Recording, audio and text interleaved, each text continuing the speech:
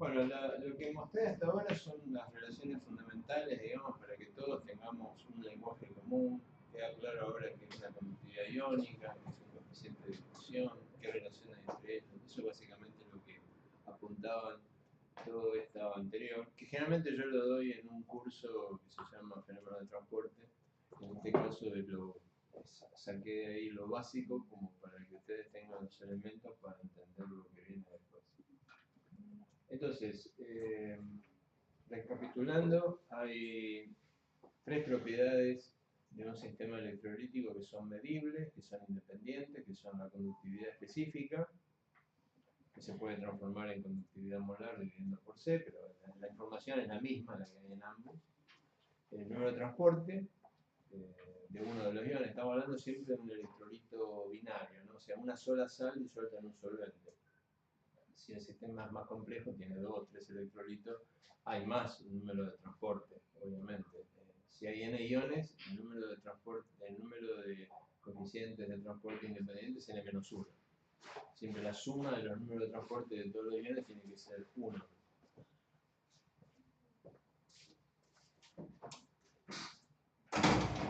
Y el otro coeficiente de transporte que se puede medir es el coeficiente de difusión de la sal. Ahora lo que vamos a ver es cuál es la dependencia de la conductividad eléctrica de electrolitos. Empíricamente, ya se sabía desde hace más de 100 años, Kohlrausch enunció una ley que es como ley de Kohlrausch en su momento, diciendo de que la conductividad molar del electrolito era igual a la conductividad de ilusión infinita y disminuía como una constante, S, por la raíz cuadrada de la concentración. O sea, él lo que hizo fue medir ya en esa época, a fines del siglo XIX, empezaron a hacerse las primeras medidas de conductividad. Son una de las primeras medidas físico-químicas que existen, las medidas de conductividad, y se hacían con bastante precisión, aunque parezca mentira en esa época. Y lo que vio Kohlrausch es que cuando era en la zona diluida estamos hablando de 10 a la menos 2 molar para abajo, graficaba la conductividad molar en función de la raíz cuadrada de C, tenía líneas rectas. Y de esas líneas rectas incluso podía extrapolar, hacia extrapolaciones a dilución infinita, y sacaba el valor de lambda 0. O sea, graficando lambda medido en función de C al 1 medio, obtenía el lambda 0 de la ordenada al origen y obtenía la pendiente S de la pendiente en la zona diluida. Fíjense que esto que está graficado acá no es la zona diluida, ¿no? La zona diluida en realidad es la primera parte que acá casi ni se ve. Pero el rango de validez de esta expresión es para la zona muy diluida. Ahora, si ustedes miran la forma que tienen las curvas de conductividad molar en función de la concentración, esto es 1 molar, esto está graficado en función de la raíz de C, ¿no? Y como ven, en la zona diluida, salvo para el ácido acético, en general en la zona diluida, todas las pendientes son la misma, o sea, hay una pendiente común en todos estos electrolitos, que son electrolitos 1,1, clorhídrico, hidróxido de sodio, cloruro de sodio, hidrato de litio. El único que tiene una pendiente muy distinta es el ácido acético. Y en realidad el lambda 0, la extrapolación a dilución infinita del ácido acético, está por acá, es 3,47. Evidentemente en este gráfico es imposible poder sacar una pendiente. Y la razón por la cual el ácido acético se comporta muy distinto, o sea, no obedece aparentemente la ley de Kohlrausch, es que es un electrolito débil. Ustedes saben, el ácido acético está muy asociado aún en concentraciones altas, y esa es la razón por la cual no tiene el mismo comportamiento que el resto de estos electrolitos, que son electrolitos fuertes, o sea, casi totalmente disociados. Por supuesto, esto es conductividades en agua a temperatura 25 grados. Entonces, el primero esto fue, como dije, una ley totalmente empírica, basada en observaciones experimentales. Esto fue a fines del siglo XIX. Históricamente, el modelo de Weizsäcker, que da cuenta de cómo interactúa un ion con su atmósfera iónica, desde principios del siglo XX, 1923, y Onsager, 4 años después de que se anunció el modelo de Weihükel, desarrolló, basado en ese modelo de Weihükel, que es un modelo de equilibrio, desarrolló un modelo de conductividad, modelo de no equilibrio, que se conoce como modelo de Onsager. De hecho, Lars Onsager, que era marqués, si no me equivoco, sí, era marqués, ganó el premio Nobel en los años 60 por toda su formulación de termodinámica de procesos irreversibles, que incluye obviamente la teoría del modelo de conductividad. Esto lo vimos recién, es lo que vamos a ver recién, ¿no es cierto? Un ion, cuando se mueve bajo la influencia de un campo eléctrico, la fuerza eléctrica igual a la fuerza viscosa, eso permite de que el ion se mueva a una velocidad constante, y esa velocidad se puede calcular de acá, es igual a la conductividad, la velocidad es z por la carga, por el campo, dividido 6 pi eta r, y eso hace que la movilidad del ion se pueda escribir de esta manera, la conductividad iónica. Se puede ver de que la conductividad del ion depende fundamentalmente del tamaño del ion, R. Cuando más grande es el ion, uno espera que tenga menor velocidad, porque fricciona más.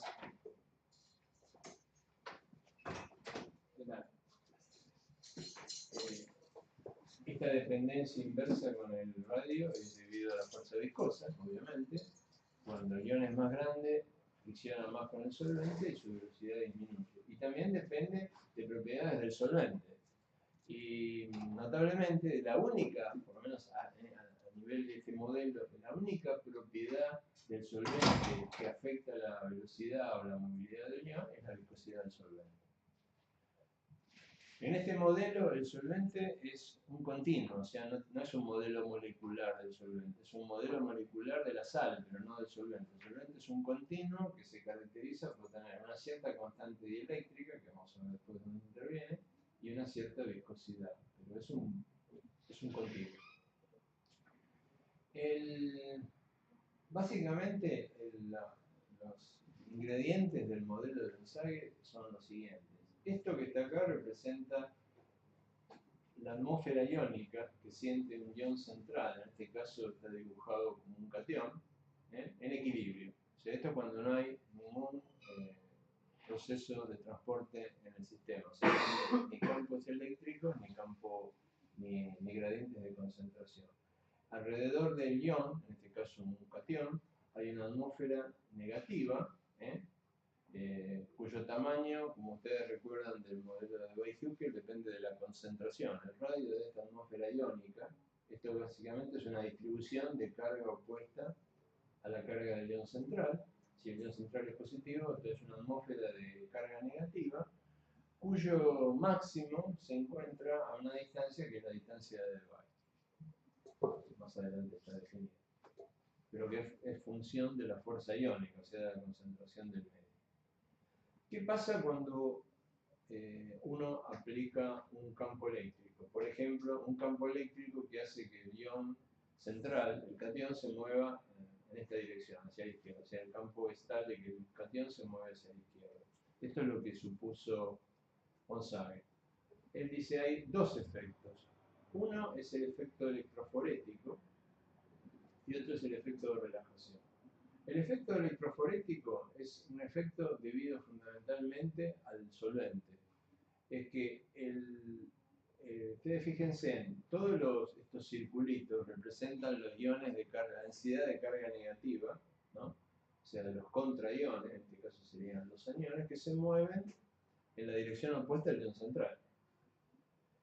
Esos iones están solvatados parcialmente, o sea que ese movimiento de esa atmósfera iónica genera un movimiento de solvente.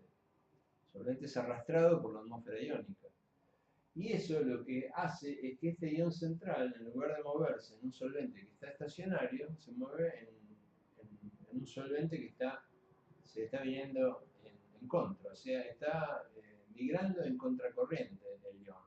A ese efecto, fundamentalmente viscoso, es lo que Onsager llamó efecto electroforético.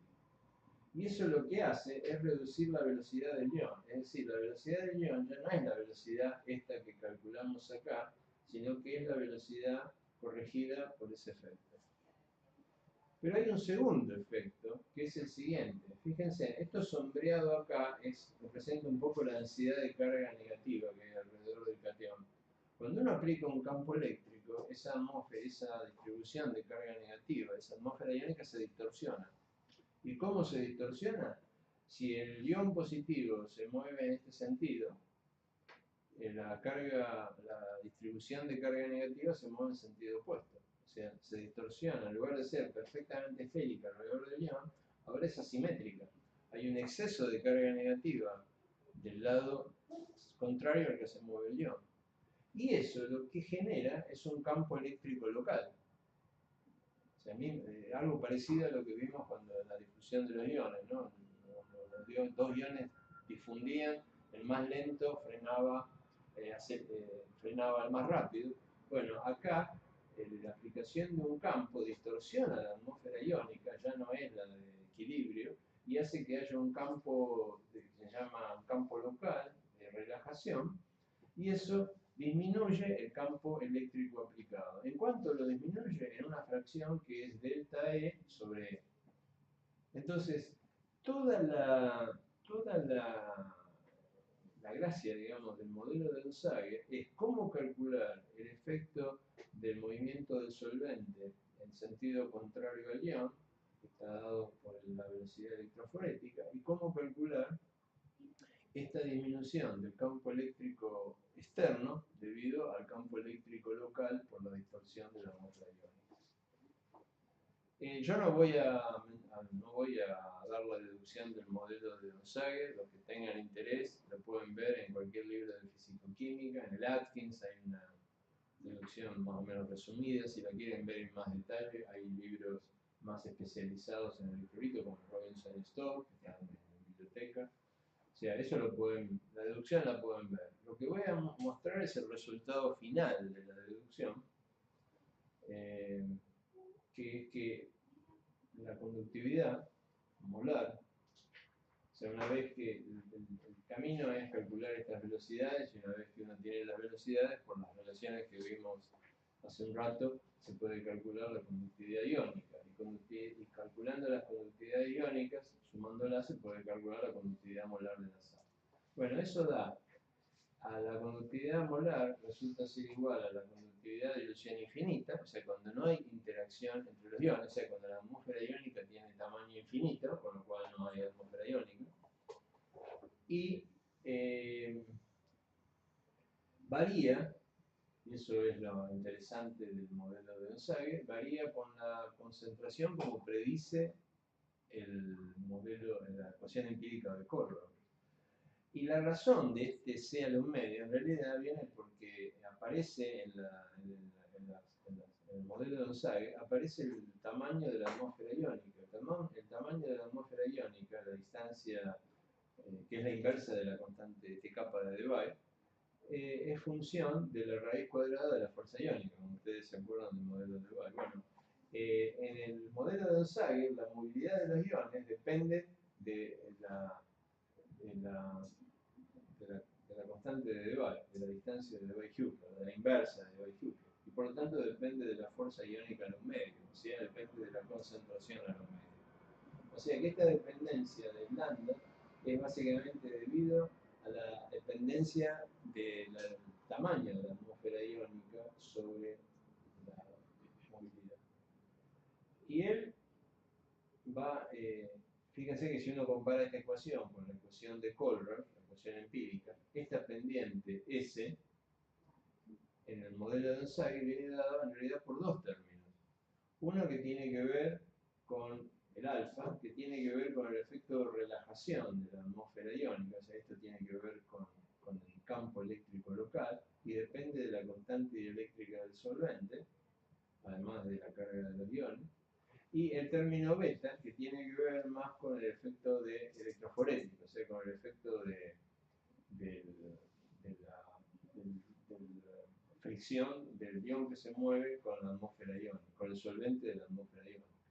Es decir, que en el modelo de Onsager uno puede diferenciar claramente el término que proviene del efecto electroforético, fricción con el solvente, y el que proviene de la relajación de la atmósfera iónica generando un campo local, que es este término.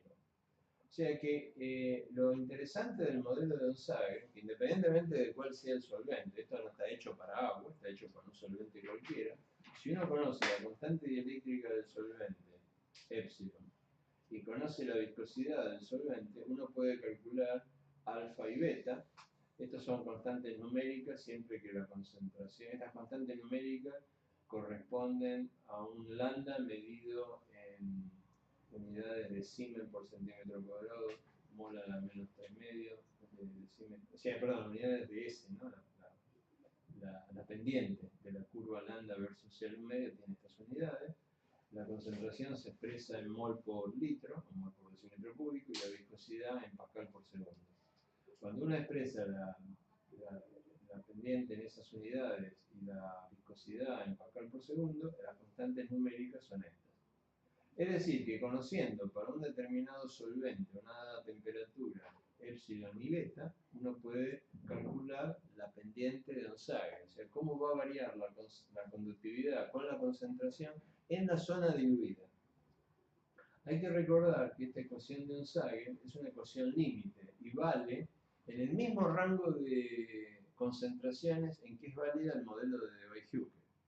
Y como ustedes saben, el modelo de Debye-Hückel es restringido, vale solamente en concentraciones que en electrolitos 1,1, en agua generalmente va hasta 0,01, 1 milimolar, digamos, y esa es la molar.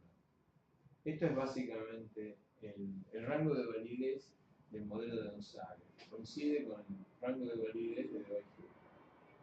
Uno lo puede, y todavía si los electrolitos son de carga mayor, por ejemplo, el electrolito 2,2 como sulfato de magnesio, todavía ese rango de validez es más estrecho porque las interacciones moleculares son más, las interacciones iónicas son más fuertes, son interacciones coulómbicas básicamente.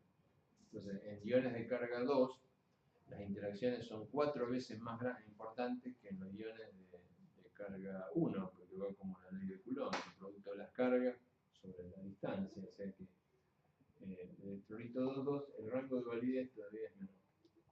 Uno puede recurrir a distintas extensiones del modelo de Debye-Hückel para hacer que la validez del modelo de Debye-Hückel sea un poco más grande. Por ejemplo, Falkenhagen agrega un término que tiene que ver con el radio de la atmósfera iónica, kappa, y la distancia de máxima aproximación de los iones. Eso se hace en el modelo de Debye-Hückel, también se puede hacer en el modelo de Onsager, y básicamente consiste en dividir la concentración por un término que tiene en cuenta el tamaño de la atmósfera iónica, y la distancia de máxima aproximación de los iones. Esto mejora un poco, o sea, extiende un poco el rango de validez, pero ahora ya la dependencia con la concentración se hace un poco más compleja, porque acá aparece la concentración al medio, pero en el kappa también aparece la concentración, o sea que hay una dependencia con la concentración un poquito más compleja, si uno quiere extender un poco el rango de validez de la expresión de conductividad. Veamos cuán buena es este modelo de Onsager. Por ejemplo, en el gráfico que está a la izquierda, se muestra el valor de la conductividad. Acá dice equivalente porque hasta está sacado del libro de Robinson Stock, que es un libro de la década del 50,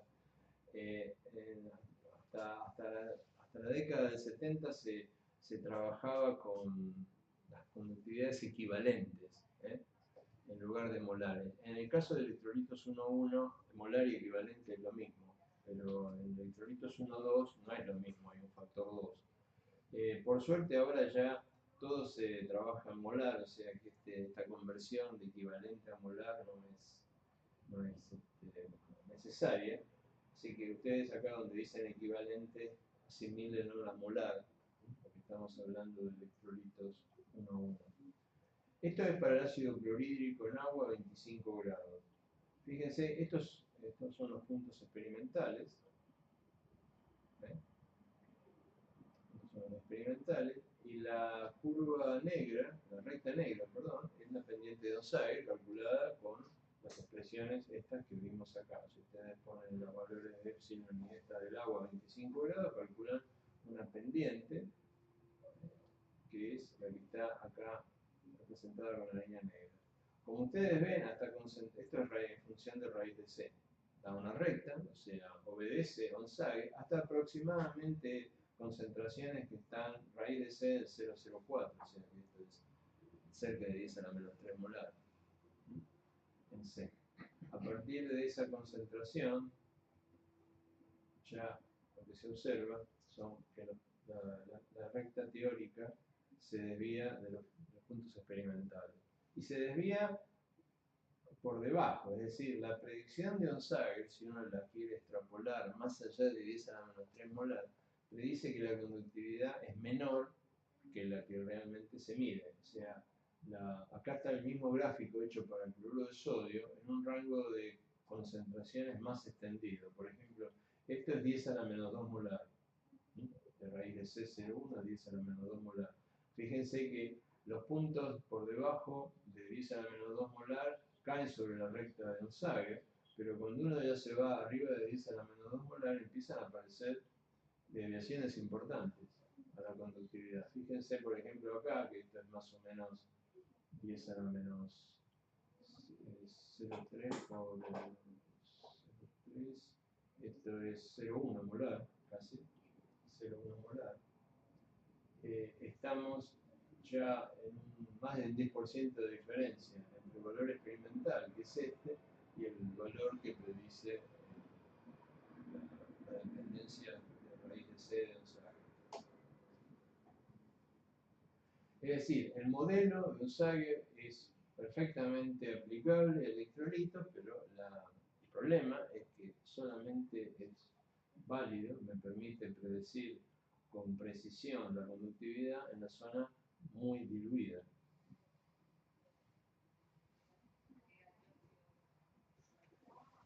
Este gráfico que está acá tiene que ver con qué ocurre en forma general con los electrolitos cuando uno varía la concentración del electrolito y cuando uno varía lo que se llama la temperatura reducida, que es un parámetro que tiene en cuenta la constante dieléctrica del solvente y el tamaño del ion.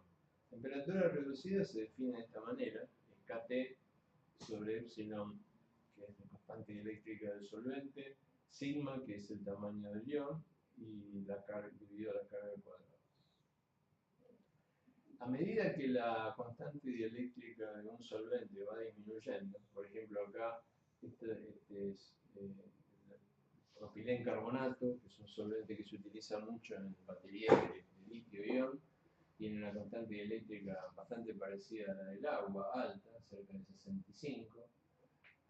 En cambio, la dimetoxietano, la diglima, tiene constante dieléctrica muy baja, del orden de 7, o sea, 10 veces menos que el agua.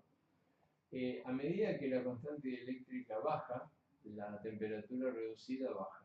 O sea, esto es simplemente una medida, básicamente, del grado de apantallamiento del solvente. Cuando menos polar es el solvente, o sea, cuando vamos hacia acá, la temperatura reducida disminuye. Y en el eje X, lo que tenemos representado es lo que se llama la densidad de iones reducida, o sea, es la fracción de volumen del sistema ocupada por iones. Eso es directamente proporcional a la densidad de iones, medida como iones por unidad de volumen, multiplicado por el tamaño del ion, el volumen de los iones, que es proporcional a su diámetro al cubo. Sigma es el diámetro del ion. Entonces, fíjense que acá la escala está invertida, la concentración iónica aumenta de derecha a izquierda, aumenta para allá. O sea que acá tenemos en esta zona tenemos las soluciones diluidas y en esta zona tenemos las soluciones muy concentradas. Lo que está marcado en cada zona, con cada color, es el rango de validez de los modelos de electrolito. Por ejemplo, en las zonas donde hay solvente de alta constante dieléctrica, tipo agua, la ecuación de Debye-Hückel, el modelo de Debye-Hückel, es válido hasta concentraciones más o menos moderadas, siempre concentraciones bajas. Pero a medida que yo bajo la constante dieléctrica del solvente, del agua que estaría por acá más o menos, el rango de validez en concentración del modelo de Debye-Hückel, o sea, la zona azul, se reduce. Y si yo me voy a solventes de baja constante dieléctrica, de muy baja constante dieléctrica, por ejemplo, menor de 10, básicamente el modelo de Debye-Hückel no es válido en ninguna concentración, a una dilución infinita. Esto es básicamente lo que está mostrando esta zona azul. Entonces, ¿qué es lo que se hace? Obviamente, el modelo de Debye-Hückel es de 1923, hay modelos de equilibrio, de interacción iónica mucho más elaborados que Debye-Hückel. Recuerden que el modelo de Debye-Hückel es un modelo que suponía, por ejemplo, que los iones eran puntuales, ¿cierto? O sea que la interacción entre los iones había que acotarla poniéndole un tamaño al ion central, pero los iones de la atmósfera iónica eran iones puntuales. Eso limitaba el rango de validez del modelo de Debye-Hückel. Hay teorías más elaboradas, como la MSA, Mean Spherical Approximation, que se desarrolló en los años 70, que permitían justamente salvar ese problema. O sea, podían tratar los modelos que permitían hacer la estadística de distribución iónica suponiendo que los iones tenían un tamaño finito. Y eso hace que ese modelo sea válido para solventes de alta constante dieléctrica en un rango de concentraciones que podría ir hasta concentraciones muy altas. O sea, toda esta zona naranja, que está marcada como MSA, es el rango de validez de teorías que son más precisas que la teoría de Debye-Hückel. Básicamente por el hecho de que contemplan el tamaño de los iones. ¿Qué pasa en soluciones concentradas o relativamente concentradas? O sea, en la zona naranja, cuando uno baja la constante dieléctrica, o sea, cuando uno baja la temperatura reducida, empieza a aparecer fenómeno de asociación iónica. La curva, esta casi recta negra que aparece acá, es la curva calculada para el modelo de hierro, que vamos a ver ahora, de asociación iónica, y separa los sistemas que tienen más del 50% de asociación iónica, que son los que están debajo de la curva. Debajo de esta curva, todos los electrolitos están más del 50% asociados, y los que están encima de esa curva son los que están menos del 50% asociados. O sea, para arriba aumenta la disociación, para abajo aumenta la asociación. Esa curva marca una especie de límite. Bueno, ¿dónde está el 50%? Está por acá. ¿Okay? Por supuesto, a medida que la concentración, que la temperatura reducida se hace más baja, o sea que el solvente tiene menor constante dieléctrica y que puede apantallar menos las cargas, la asociación iónica se da, el 50% de asociación iónica se da para concentraciones cada vez más bajas. Después vamos a ver que no solamente se forman pares iónicos, sino que se pueden formar especies todavía más grandes que un par iónico. Se pueden formar tripletes iónicos, se pueden formar cuadrupletes, se pueden formar clústeres de iones de una gran cantidad de iones. Entonces, toda esta zona violeta que tenemos acá es lo que se llama la zona de clustering, de asociación iónica, que es más importante cuando más baja la constante dieléctrica y cuando más grande es la concentración.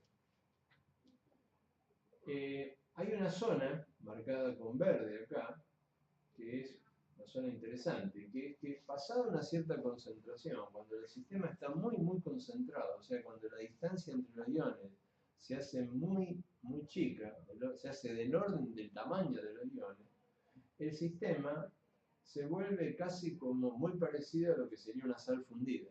Por ejemplo, esta curva que está acá, la de abajo, que dice cloruro de potasio, representa cómo es el equilibrio entre el cloruro de potasio sólido y el cloruro de potasio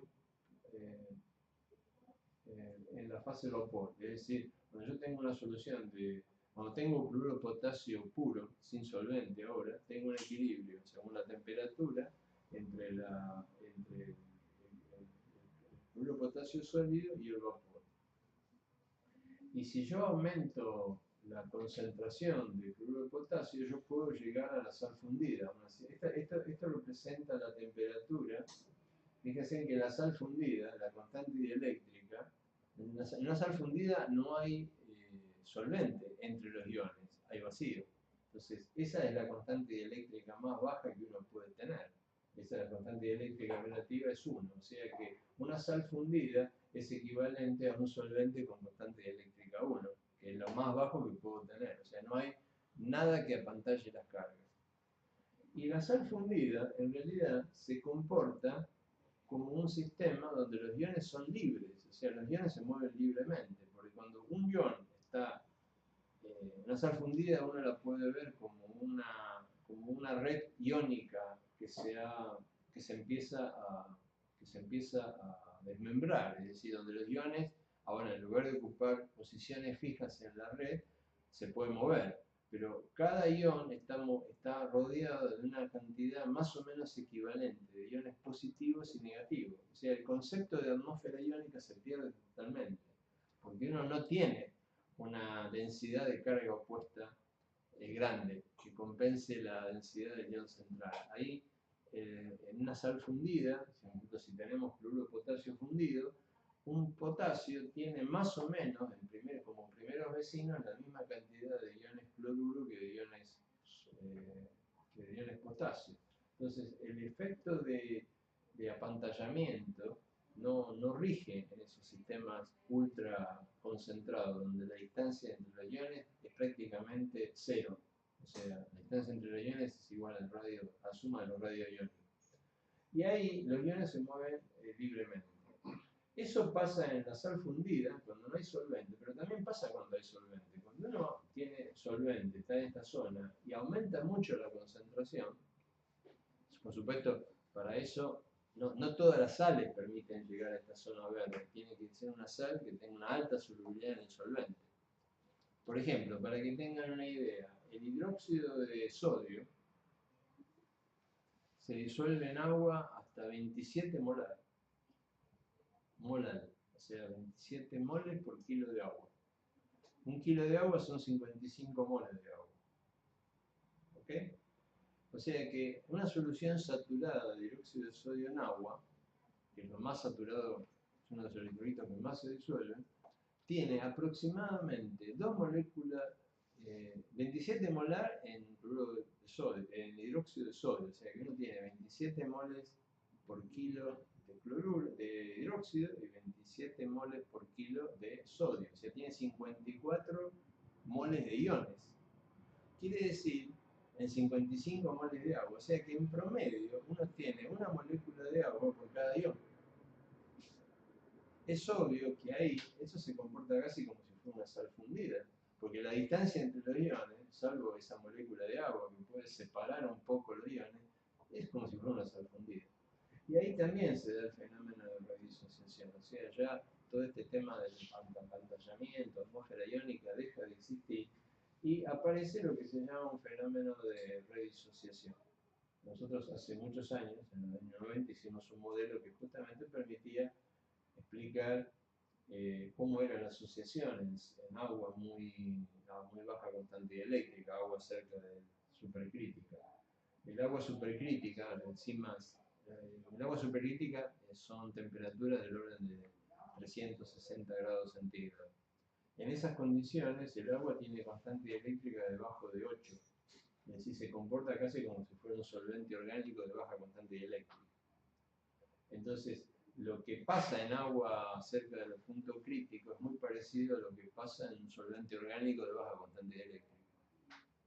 Entonces, solventes como las diglimas, por ejemplo, el dimetoxetano, que tienen constantes dieléctricas de 7, cuando uno disuelve sales en una zona muy concentrada, también aparece, o debería aparecer, un fenómeno de redisociación. Es decir, hay mucho clustering cuando uno tiene soluciones moderadamente diluidas, medianamente concentradas, pero cuando uno va a soluciones muy, muy concentradas, o sea, entra en la zona verde, esos iones empiezan a moverse más libremente. O sea, que pasamos, es paradójico esto, porque uno parecería, de acuerdo con lo que uno intuye por fenómeno de constante de asociación, que a medida que uno aumenta la concentración, cada vez debería aumentar más la cantidad de pares iónicos o agregados iónicos.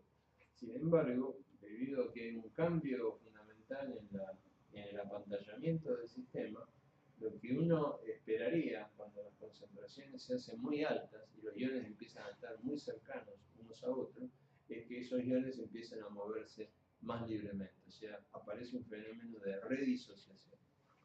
Entonces, este gráfico es interesante en el sentido de que sabiendo cuál es la concentración del ion y cuál es la temperatura reducida, uno puede ubicarse en qué zona del diagrama está y puede saber si uno está en la zona donde va el de Weizsäcker, donde hay más del 50% de iones asociados, menos del 50%, o cuando hay redisociación. Esto quería mostrar porque da una imagen muy general, digamos, del fenómeno de asociación y redisociación. Lo que vamos a ver ahora son modelos más simples. Por ejemplo, vamos a ver el modelo de hierro que permite predecir o calcular cuál es la cantidad de pares iónicos que se forman. Acá tenemos que definir, ¿no?, qué es un par iónico, eso ya lo habíamos visto recién. Por ejemplo, cuando un anión de carga Z- se asocia con un catión de carga Z+ en solución, forma un par iónico. Si la carga de catión y anión son iguales, por ejemplo, cloruro y sodio, o sulfato y calcio, el par iónico tiene carga cero. O sea, es un par que no tiene carga, es una especie neutra en solución, y no contribuye, por ejemplo, al transporte de carga. Ahora, si la carga de anión y catión no son iguales, entonces ese par iónico va a tener una carga distinta de cero. Pero de todas maneras, el efecto va a ser el mismo, porque va a producir una disminución en la conductividad, porque vamos a pasar de tener dos iones libres con cierta carga a tener un solo ion, que sería el par iónico, con una carga más chica. Si la concentración es más grande, se pueden formar incluso tripletes iónicos, que uno lo puede ver eso como el efecto de la asociación de un par iónico, AC, con un catión o con un anión. En general, los modelos que contemplan la formación de tripletes iónicos suponen que la probabilidad de formación de un triplete con dos cationes y un anión y la probabilidad de formación de un triplete con dos aniones y un catión, o sea, CaC o ACA, son la misma.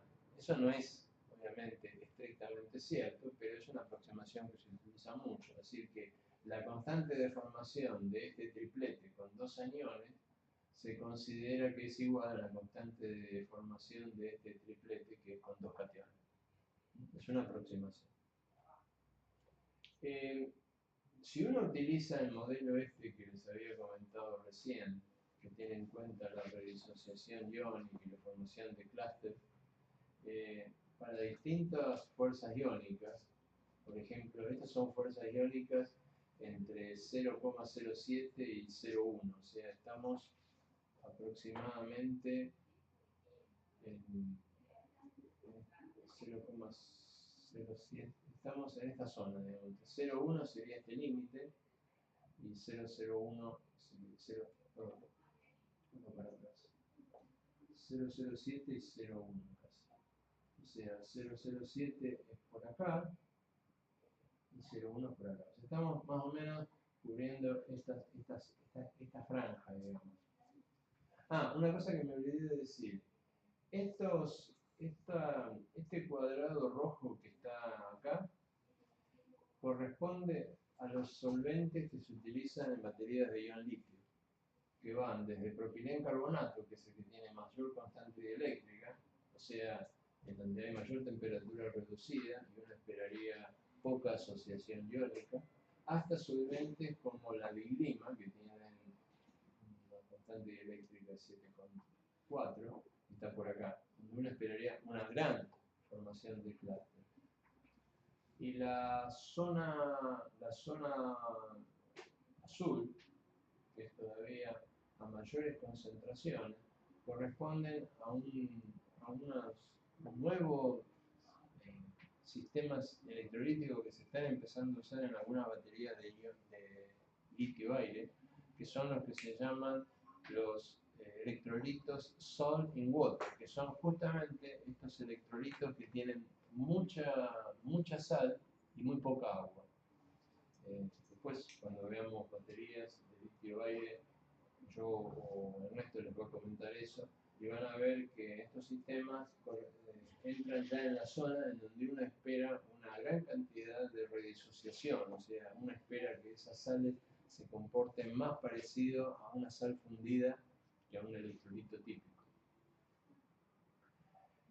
Bueno, lo que quería mostrarles era cuál era la predicción de este modelo de asociación-redisociación a medida que la temperatura reducida iba disminuyendo, o sea, a medida que va bajando la constante eléctrica del solvente. Esto es para un solvente con una constante eléctrica relativamente baja, no tan baja, pero mucho más baja que el agua. Y esto está representado acá, la fracción de iones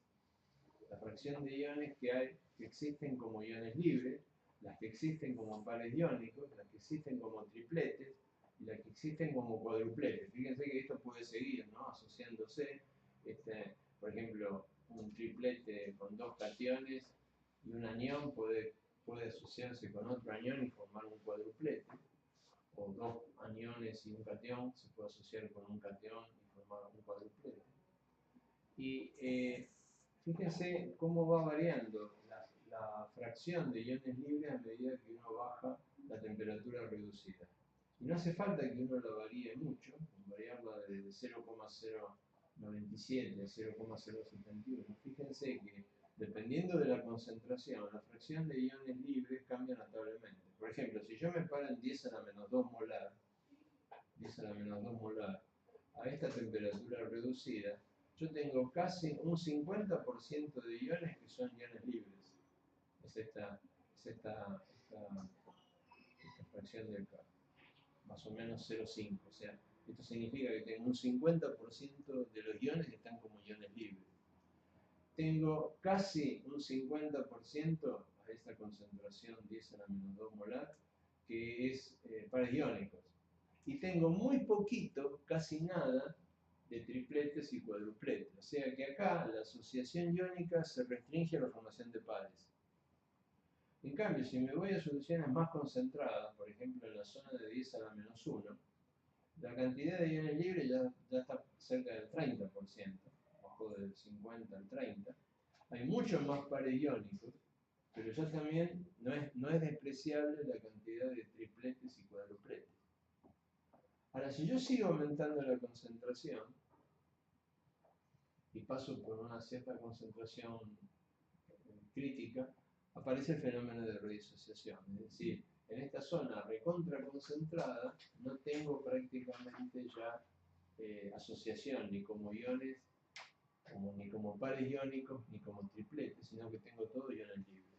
O sea, al pasar de acá a acá, lo que estoy observando es la desaparición total de agregados iónicos y solamente quedan iones libres. ¿Qué pasa a medida que yo disminuyo la constante eléctrica, o sea, bajo la temperatura reducida? Por ejemplo, me voy a 0,07. Bueno, si yo me paro en 10 a la menos 1, fíjense que la fracción de iones libres es menor del 10%, o sea, casi no tengo iones libres. La mayor parte está como pares. Hay una fracción chica como tripletes y una gran cantidad de cuadrupletes. Es decir, básicamente se forman, supongamos que esto sea un electrolito 1,1, de hecho lo es esto. Este cálculo está hecho para un electrolito 1,1, quiere decir que los pares iónicos y los cuadrupletes no tienen carga. O sea que esta asociación lo que hace es producir una gran cantidad de especies neutras, pares y cuadrupletes, a expensas de iones. Es decir, que si yo me paro acá, en esta concentración, voy a obtener muy pocas especies cargadas, menos del 10%, como libre, y una fracción muy, muy insignificante como tripletes, que serían los que contribuyen a la conducción eléctrica. Y en cambio, si me muevo un poco más en concentración, si me voy de acá, si me voy de 10 a la menos 1 a una concentración más cerca de 1 molar, ya todo el sistema, de acuerdo con este modelo, que tampoco es exactamente exacto, es una aproximación, de todo el sistema debería estar disociado. Y ahí la importancia de poder saber, de poder ubicar, cuando uno tiene un sistema electrolítico, de saber dónde uno está ubicado en esta región, porque eso le da ya a primera vista una idea de cómo es la especiación en el sistema, por lo tanto, cómo va a ser la conductividad eléctrica, que en sistemas como baterías, celdas de combustible, electrolizadores tienen mucha importancia. Bueno, ¿qué pasa? Habíamos visto el modelo de Onsager, vimos cuál era la limitación, y vamos a ver ahora qué pasa cuando hay asociación iónica. O sea, por ejemplo, cuando se forman pares iónicos. Esto es muy relevante en electrolitos con mucha carga, por ejemplo, en electrolitos 2,2 o 1,3, donde las cargas son importantes. Estos efectos de asociación iónica, formación de pares iónicos, ya se ven a concentraciones aún muy bajas. Acá estamos a concentraciones de 10 a la menos 3 molar. Y fíjense lo que pasa con los valores experimentales respecto de la predicción de Onsager. La recta es la predicción de Onsager, todo esto está graficado como lambda versus raíz de c. Onsager me dice que esto es una recta, pero fíjense que ya a 10 a la menos 3 molar hay desviaciones importantes en electrolitos que están asociados. Y además, la desviación ahora es por debajo, o sea, los valores experimentales están por debajo de lo que predice Onsager. Y eso se debe justamente al hecho de que los pares iónicos, en electrolitos que son simétricos, no tienen carga. Y por lo tanto, hacen que la conductividad que uno mida sea menor que la predicha en el modelo de Onsager, donde uno supone que el sistema está totalmente disociado. Bueno, por supuesto que este equilibrio de asociación iónica, uno lo puede tratar formalmente como si fuera un equilibrio químico. De hecho, no lo es, porque el fenómeno que lleva a esta formación de par iónico no es una reacción química, es una interacción electrostática.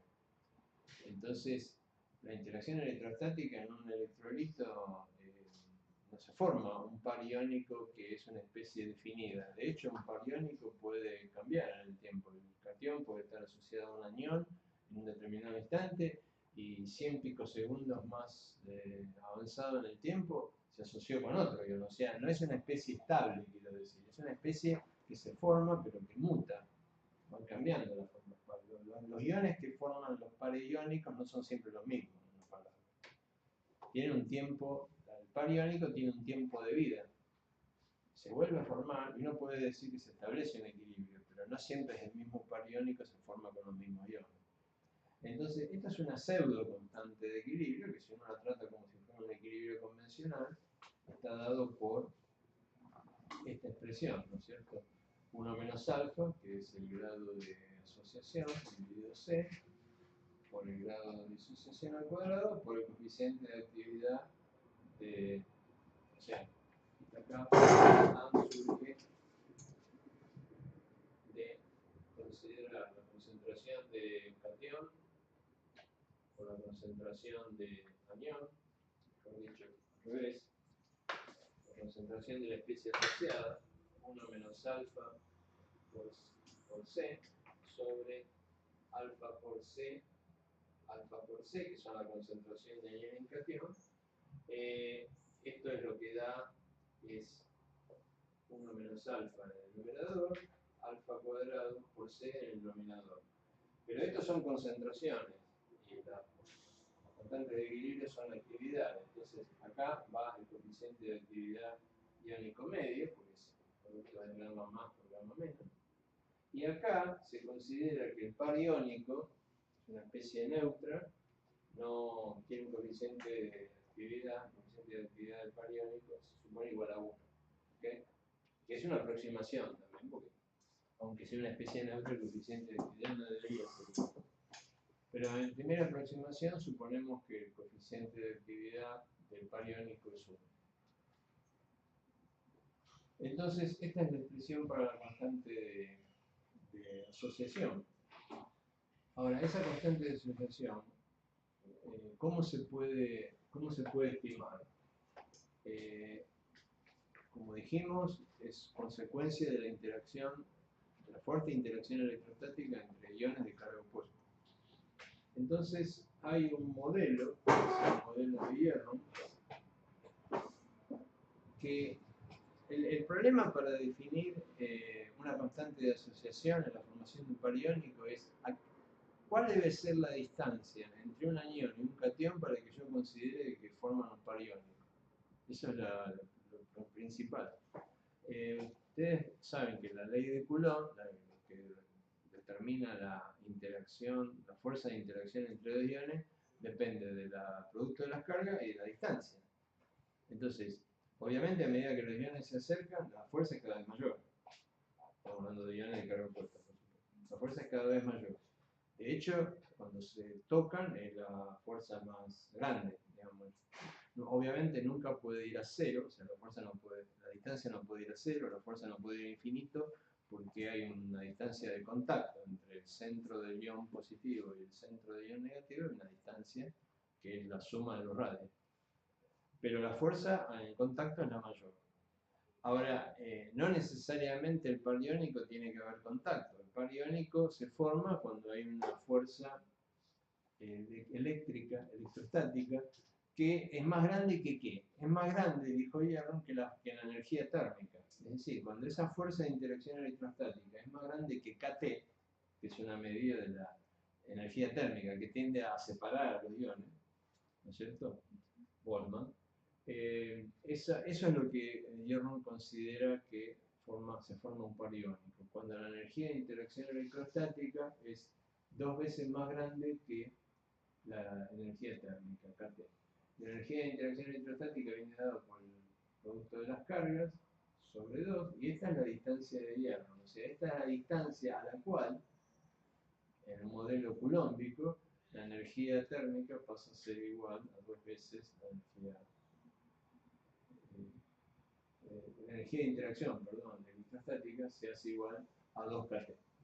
Es decir, es una distancia totalmente arbitraria, pero es razonable, tiene algún sentido, digamos, ¿no? Es decir, él dice, bueno, cuando la energía electrostática es 2 veces más grande, 2 o más veces, por lo menos 2 veces más grande que la energía térmica KT, yo puedo considerar que esos iones están formando un par iónico. En base a eso, Hierron, eso lo pueden ver también del libro, yo no voy a dar todo el modelo, pero llega una expresión para la constante de asociación en donde aparece, además de las constantes, la carga del ion, aparece la temperatura, la constante eléctrica del solvente, y aparece una integral. Esa integral es la integral de esta función, que es una variable que tiene que ver con la distancia entre los iones, o sea, esto es básicamente el cociente entre la energía de interacción coulombica y la energía térmica en función de la distancia.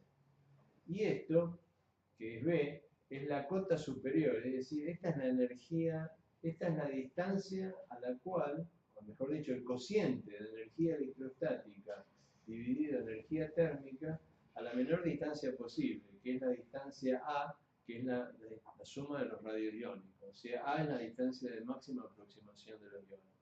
Si yo conozco el tamaño de los iones, conozco cuánto vale este A. Este A es la suma de los radios iónicos. O sea, es el par en contacto.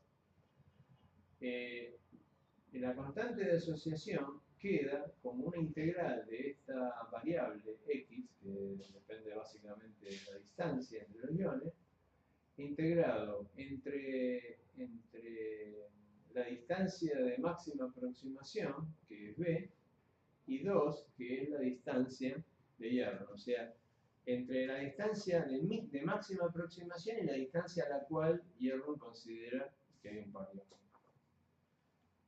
O sea que esa constante lo que hace él es calcular cuál es la... este gráfico que está acá es el gráfico de cuál es el número de iones que hay en función de la distancia entre los iones. Fíjense, tiene esta forma. O sea, este es el número de iones, esto está multiplicado por 10 a la 22, en función de la distancia entre los iones. Y la distancia de hierro es justamente el mínimo de esa distribución iónica. O sea, esta elección de hierro no es arbitraria, no eligió dos veces la distancia no eligió que la energía interacción iónica fuese dos veces la energía térmica porque sí, sino porque esa es la distancia a la cual la distribución, el número de iones que hay alrededor de un determinado ion, por ejemplo, iones negativos alrededor de un ion positivo, se hace mínima. Es decir, por debajo de esta distancia, el número de iones negativos se hace cada vez más grande. Por supuesto es el número absoluto, ¿no? Si uno lo graficara en función de la densidad, esto no es así, porque lo que está contando este gráfico es la cantidad de iones que hay en casquetes esféricos alrededor de un ion. Uno tiene un ion central, un ion positivo, y lo que uno está haciendo es midiendo cuántos iones hay en un casquete a una distancia R1. ¿Okay? Después tomo un segundo casquete, cuántos hay a una distancia R2. Estos son los números absolutos de iones que hay. Pero ¿qué pasa? A medida que R aumenta, el volumen de ese casquete es cada vez más grande. Es decir, que en realidad la densidad, la concentración de iones no sigue la misma tendencia que... O sea, esto es... O sea, el número de iones crece, pero como el volumen decrece, la densidad de iones en realidad no es máxima cerca del ion central, sino a una cierta distancia.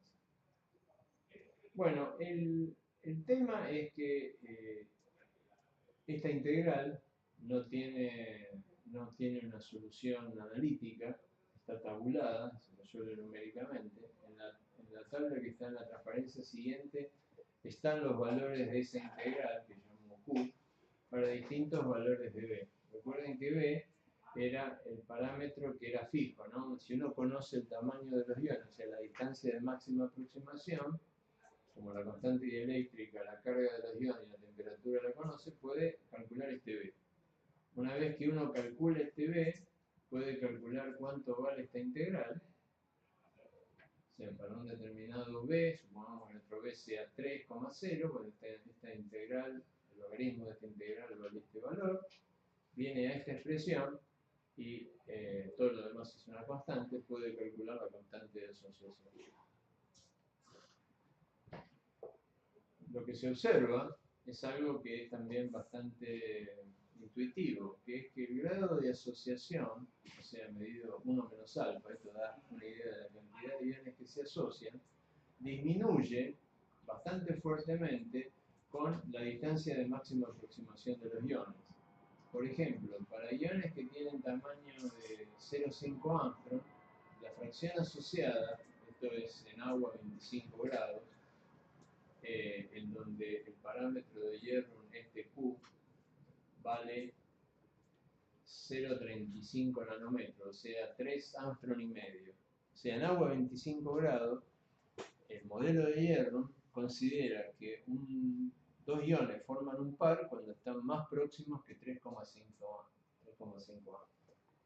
Entonces, obviamente, como la constante de integración depende de la distancia que hay entre esa distancia, entre la distancia de máximo acercamiento A y la distancia de hierro, Cuando más grandes son los iones, menor es el grado de asociación, porque si los iones son tan grandes que cuando están juntos ya superan la distancia de hierro, no se las puede considerar como un par iónico. Entonces es bastante razonable que la constante de asociación predicha por el modelo de hierro disminuya a medida que aumenta el tamaño de los iones, o sea, la distancia de contacto de los iones. Fíjense que para iones de 0,5 Angstrom más o menos 75% de asociación. Para un Angstrom estamos alrededor del 20% y disminuye casi a cero cuando la distancia de máximo contacto se hace igual o mayor que el tamaño, la distancia de iones. O sea, para arriba, por encima del 3,5 Angstrom, iones cuyo tamaño sea, la suma de los radios sea mayor de 3,5 Angstrom, el modelo de hierro predice que no hay asociación. Obviamente, esto es agua a 25 grados. Para solventes que tengan menor constante dieléctrica, por ejemplo, si yo voy a un solvente que en lugar de tener constante dieléctrica 78, como el agua, tiene 7,8, como las limas que vimos, etc., esta constante Q va a aumentar un factor 10, o sea, va a aumentar a 35 Angstrom en lugar de 3,5. Entonces, prácticamente, todos los iones en esos sistemas de baja constante dieléctrica van a estar fuertemente asociados. En definitiva, este modelo de hierro me permite a mí, es un modelo derivado de Weizsäcker, me permite a mí estimar constantes de asociación en solventes de relativamente baja constante dieléctrica. Yo mañana les voy a, esta tarde o mañana les voy a pasar la guía de problemas y van a tener un problema en donde van a tener que calcular la constante de asociación de una sal en un solvente de baja constante dieléctrica y van a usar este modelo. Vamos a parar acá.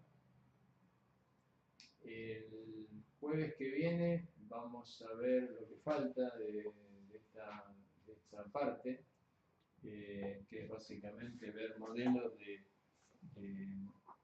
o sea, cómo podemos modelar la conductividad en concentraciones más altas.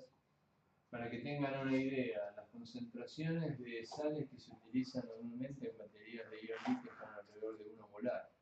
Es decir, que teorías como la teoría de Unsager, cuya validez se restringe a concentraciones 10 a la menos 3 molar, no nos van a servir. Hay que usar modelos más avanzados que tengan en cuenta el efecto de interacción iónica, viscosidad del solvente, etc. O sea que eso es lo que vamos a ver el jueves. Vamos a ver algo de número de transporte. Vamos a hacer algunos problemas que ustedes ya van a tener la guía. O sea, vamos a...